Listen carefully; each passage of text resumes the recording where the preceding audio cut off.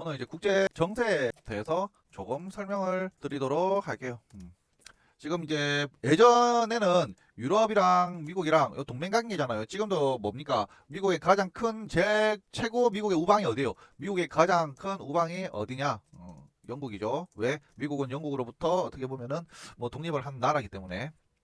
그 다음에 우방이 어디냐면은 바로 위에 붙어 있는 캐나다예요. 캐나다. 그래서 영국, 캐나다가 사실 미국의 이제 최우방국이고, 요 중에서 이제 영국 같은 경우에는 브렉시트 이제 EU를 나갔습니다. EU 탈퇴했죠. 자, 이렇게 하고 있고, 요 vs 뭡니까? 나토가 있죠. 나토. 나토는 뭐예요? 나토는 반러시아 세력이에요. 왜? 예전에 뭐가 있었다? 냉전 체제가 있어. 냉전 체제. 그렇기 때문에 미국도 이제 자본주의와 사회주의의 대결이잖아요. 그러니까 여기 참여를 한 거야. 근데 지금 어떻게 됐습니까? 결국 뭐가 이겼다? 자본주의가 이겼죠. 자본주의가 이겼기 때문에 미국 입장에서는 이제 와가지고 무조건 vs 러시아? 미국도 이제 계산이 설 거 아니에요. 지금 미국의 포지션이 어떻게 됐습니까? 미국 포지션이 자본주의 vs 사회주의냐? 이게 아니에요. 지금 뭡니까? 우리는 어차피 자본주의 원팀이야. 우리가 넘버원이야 미국이. 근데 우리를 따라오는 중국이라는 것들이 거슬려. 예전에 거슬렸던 건 누굽니까? 사회주의 소련, 러시아가 거슬렸죠. 러시아랑. 지금은 뭡니까? 중국이 거슬린다고. 둘 중에 하나 택을 해야 돼. 그러니까 어디 합니까? 이미 이제 러시아는 자본주의 쪽으로 왔고, 러시아 같은 경우에는. 그리고 미국의 상대가 이제 좀 격차가 많이 벌어졌고, 뭐 중국은 따라오고 있으니까 일본이 이제 따라왔을 때 미국이 뭘 했습니까? 플라자 협약을 했죠. 플라자. 여기서 지금 일본의 잃어버린 30년을 만들어 버리지 않았습니까? 요 잃어버린 30년 만들 때 플라자 협약이 그냥 했겠습니까? 아니겠죠? 그때도 일본이랑 미국이랑 한참 무역 전쟁을 했었어요. 그 뭡니까? 일본이 졌지.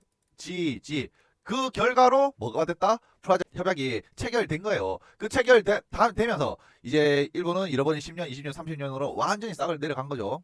요 과정을 어떻게 보면 이번에 지금 중국이랑 하고 있다고. 왜? 다시 또 올라오고 있기 때문에 중국이.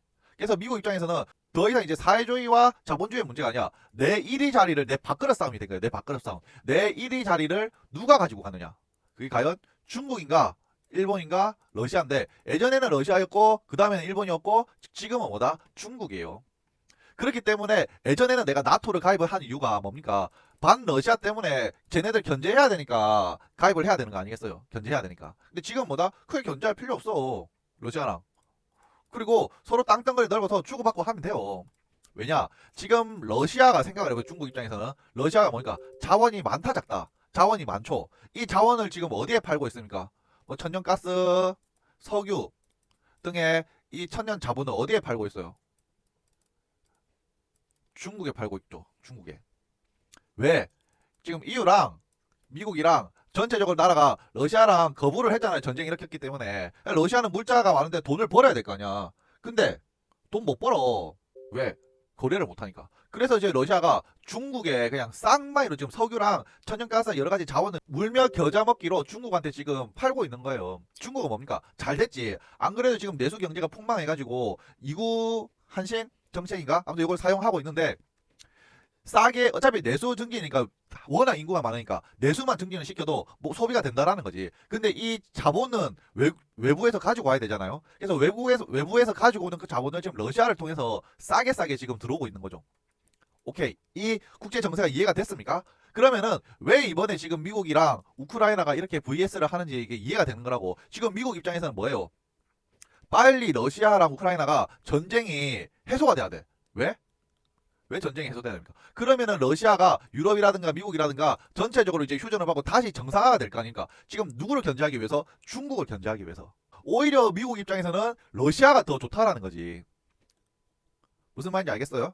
왜 사태가 이렇게 흘러가고 있고 국제 정세가 이렇게 흘러가고 있고 요 미국이 중국을 견제하고 있는 건지. 자, 그러면 러시아가 이제 나오는 이 여러 가지 제품들을 이제 중국에 싼 값으로 팔 필요가 없습니다. 그러면 지금 중국에서 이제 또 인플레이션이나 이런 게 다시 또 가격이 올라가기 때문에 중국을 다시 또 휘청거릴 수 있는 카드가 된다는 거예요. 뭐가? 휴전이. 얼마나 영리해요, 트럼프가. 돈 챙기지, 중국 견제하지, 노벨상 노리지. 얼마나 영리합니까, 트럼프가. 그래서 지금 미국의 포지션은 뭐다? 바로 휴전에 바로 초점이 잡혀있고, 단순한 이 휴전은 뭐예요? 노벨상이 아니라 바로 중국을 견제하는 새로운 카드가 될 수 있다라는 거예요. 자, 그래가지고 오히려 뭡니까? 러시아랑 우크라이나랑 뭐 전쟁을 뭐 찬성하는 쪽, 뭐 반대하는 쪽이 옛날에는 미국이 이제는 반이유가 됐다라고 하잖아요. 반이유가. 근데 제가 봤을 때는 반이유는 아니고 그냥 실리 찾아가는 거예요. 실리. 강해군 중리 외교처럼 우리 이 미국도 지금 실리 외교 한다라는 거예요. 자기들 봤을 때 러시아보다 중국이 더 위협적이기 때문에 요 중국을 견제해야 되겠다라는 거예요. 러시아 손 좀 들어주면서. 어차피 러시아가 이겼는데 왜 우크라이나는 힘이 없는데 뭐 어쩔? 너네들은 카드가 없잖아. 나랑 협상할 카드가 없잖아. 미국이 언제 이제 예전에 경찰이 아니에요 이제 경찰짓 하다가 재정이 파탄이 났다고 미국이 그렇게 잘 사는 미국이 재정이 파탄이 났다고요. 그러니까 이제 머스크 데리고 와가지고 도주해가지고 무능한 공무원들 싹 잘라버리고 싹 지금 개편을 하고 있잖아요. 저는 내가 우리나라 대통령이면은 우리나라를 위해서 이렇게 해주는 거 되게 좋을 것 같아.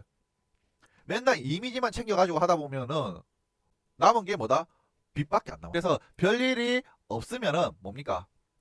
아마도 종전은 될 가능성이 높다 낮다? 높다라는 거예요. 그래서 실제로도 이렇게 종전이 되면은 실제 종전에 참여하는 그러한 이렇게 기업들은 주가가 이제 실적으로도 이어질 수도 있기 때문에 과연 한국 기업이 참여를 할 수 있느냐 없느냐 요거는 이제 조금 더 디테일하게 체크를 해봐야 되겠지만 내가 봤을 때는 한국 기업도 두산 바켓이라든가 현대 인프라라고 건설기계 얘네들은 충분히 참여를 할 수 있지 않을까. 왜냐하면 우크라이나도 하고 뭐 러시아도 해야 되고 뭐 둘 다 해야 되는데 우리 한국 기업 정도면은 뭐 가성비가 워낙 좋잖아요. 이게 충분히 가능성이 있다는 거고 이제 여기에서 뭐 데모라든가 이러한 내수 위주의 재건 테마들은 이제 조심을 해야 되겠죠. 자, 아무튼 국제 정세는 이렇게 흘러가고 있기 때문에 이 틀 안에서 과연 트럼프가 어떠한 판단을 하고 어떻게 해결해 나갈지 그런 것도 우리가 계속 체크를 하면서 경제 공부하면서 봐야 되는 겁니다. 자, 아시겠죠? 이렇게 하면 우리가 이제 테마주를 공유할 때도 배경 지식이 돼요. 배경 지식이.